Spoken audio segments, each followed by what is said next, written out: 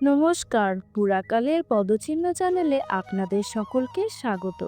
মহাভারত পাঠের ৪৪তম পর্বে আজকে আমরা শুনতে চলেছি জরাসন্ধ বধের কাহিনী। তারপর কৃষ্ণ বললেন, জরাসন্ধের প্রধান দুই সহায় হংস আর ডিম্বক মরেছে, কংসকেও আমি নিহত করেছি, অতএব জরাসন্ধ বধে এই সঠিক সময়। কিন্তু সুরাসুরও সম্মুখ যুদ্ধে তাকে জয় করতে পারেন না, সেজন্য মল্লযুদ্ধেই তাকে মারতে হবে। আমি কৌশলজ্ঞ, ভীম বলবান, আর অর্জুন আমাদের রক্ষক। আমরা তিনজনে মিলে মগধরাজকে জয় করতে পারবো। আমরা যদি নির্জন স্থানে তাকে আহ্বান করি, তবে তিনি নিশ্চয় আমাদের একজনের সঙ্গে যুদ্ধ করবেন। তিনি বাহুবলে দর্পিত, সেজন্য আমার আর অর্জুনের সঙ্গে যুদ্ধ করা অপমানজনক মনে করবেন। ভীমসেনের প্রতিদ্বন্দ্বী হতেই তার লোভ হবে। মহাবল ভীম নিশ্চয়ই তাকে বধ করতে পারবেন। যদি আমার উপর আপনার বিশ্বাস থাকে, তবে ভীমার্জুনকে আমার সঙ্গে যেতে দিন। যুধিষ্ঠির বললেন, অচ্যুত, তুমি পাণ্ডবদের প্রভু, আমরা তোমার আশ্রিত। তুমি যা বলবে আমরা তাই করব। যখন আমরা তোমার আজ্ঞাধীন, তখন জরাসন্ধ নিশ্চয়ই নিহত হবেন, রাজারাও মুক্তি পাবেন, আর আমরা রাজসযজ্ঞ সম্পন্ন করব। জগন্নাথ, তুমি আমাদের কার্য শীঘ্র নির্বাহের জন্য মনোযোগী হও। কৃষ্ণ বিনা অর্জুন অথবা অর্জুন বিনা কৃষ্ণ থাকতে পারেন না। কৃষ্ণার্জুনের অজেয় কিছুই নেই। আর তোমাদের সঙ্গে মিলিত হলে বীরশ্রেষ্ঠ শ্রীমান বিকদর কি না করতে পারেন। কৃষ্ণ, ভীম ও অর্জুন স্নাতক প্রাণভনের বেশ ধরে মগধ যাত্রা করলেন। তারা কুরুজাঙ্গলের মধ্য দিয়ে কালকুট দেশ ভ্রমণ করে গণ্ডকী, মহাসন, সদানীরা, সরজু, চর্মনবতী প্রভৃতি নদী পার হয়ে মিথিলায় এলেন। তারপর পূর্বমুখে গঙ্গা ও সোন অতিক্রম করে মগধ দেশে এসে প্রবেশ করলেন এবং গিরিব্রজনগরের প্রান্তস্থ মনোরম চৈত্য পর্বতে উপস্থিত হলেন। এই স্থানে রাজা বৃহদ্রথ এক বৃষরূপধারী মাংসাশী দৈত্যকে বধ করেন এবং তার চর্ম আর নাড়ি দিয়ে 3টি ভেরি প্রস্তুত করিয়ে স্থাপন করেন। কৃষ্ণ ও ভীমার্জুন সেই ভেরি ভেঙে ফেলে পর্বতের এক বিশাল প্রাচীন শৃঙ্গ উৎপাটিত করে নগরে প্রবেশ করলেন। তারা নগরের সমৃদ্ধি দেখতে দেখতে রাজমার্গ দিয়ে চললেন। এক মালাকারের কাছ থেকে মাল্য আর অঙ্গরাগ কেড়ে নিয়ে তারা নিজেদের বস্ত্র রঞ্জিত করলেন। মাল্য ধারণ করে অগরুচন্দনে চর্চিত হলেন। তারপর জনাকীর্ণ 3টি মহল অতিক্রম করে সগর্বে রাজা জরাসন্ধের কাছে এসে বললেন, রাজা, আপনার স্তুতি ও কুশল হোক।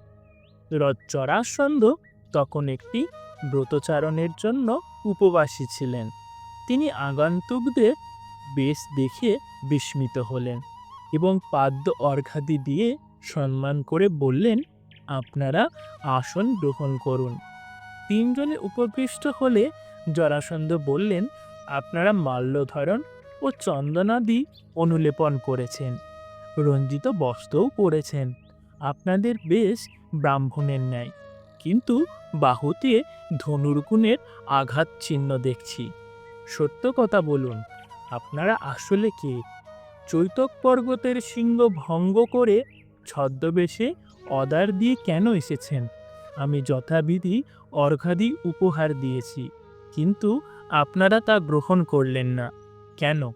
স্নিগ্ধ গম্ভীর কণ্ঠে কৃষ্ণ উত্তর দিলেন, রাজা, ব্রাহ্মণ, ক্ষত্রিয়, বৈশ্য 3 জাতি স্নাতকের ব্রত নিয়ে মাল্লাদি ধারণ করতে পারে। আমরা ক্ষত্রিয়, সেজন্য আমাদের বাক্যবল বেশি নেই। যদি চান তো বাহুবল দেখাতে পারি। বুদ্ধিমান লোকে অদার দিয়ে শত্রুর গৃহে এবং দাঁত দিয়ে মিত্রের গৃহে যায়।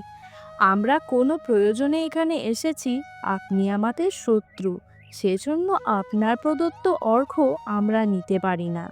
জরাসন্ধ বললেন, আপনাদের সঙ্গে কখনো শত্রুতা করেছি এমন মনে পড়ে না।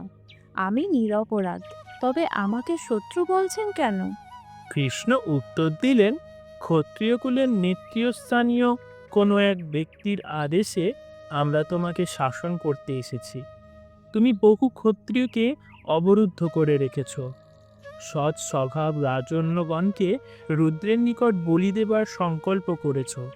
তোমার এই পাপ কার্য নিবারণ না করলে আমাদের মহা পাপ হবে।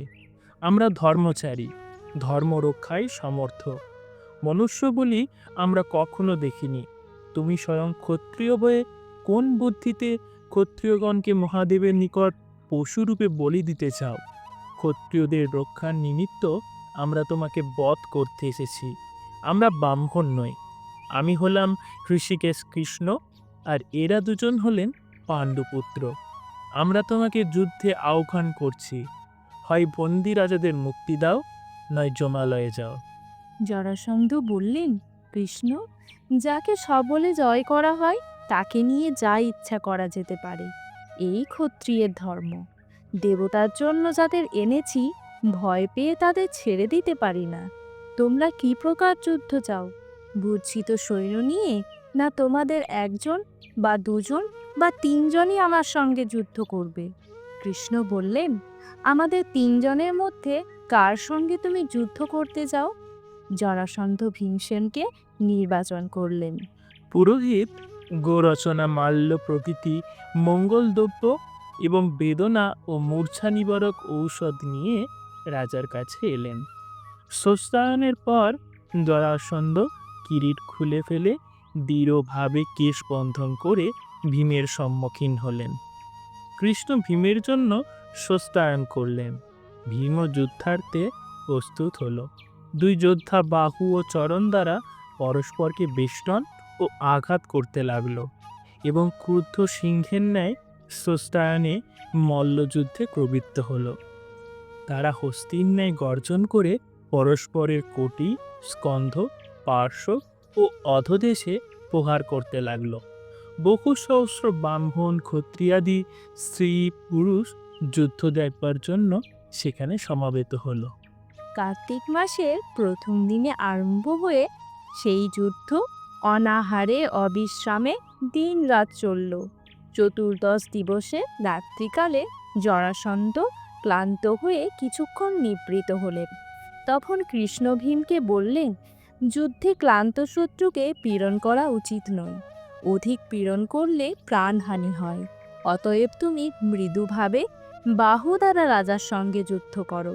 কৃষ্ণের কথায় ভীম জরাসন্ধের দুর্বলতা বুঝলেন এবং তাকে বধ করবার জন্য আরও সচেষ্ট হয়ে বললেন, কৃষ্ণ, এই পাপী তোমার অনেক স্বজন নিহত করেছে, এ অনুগ্রহের যোগ্য নয়।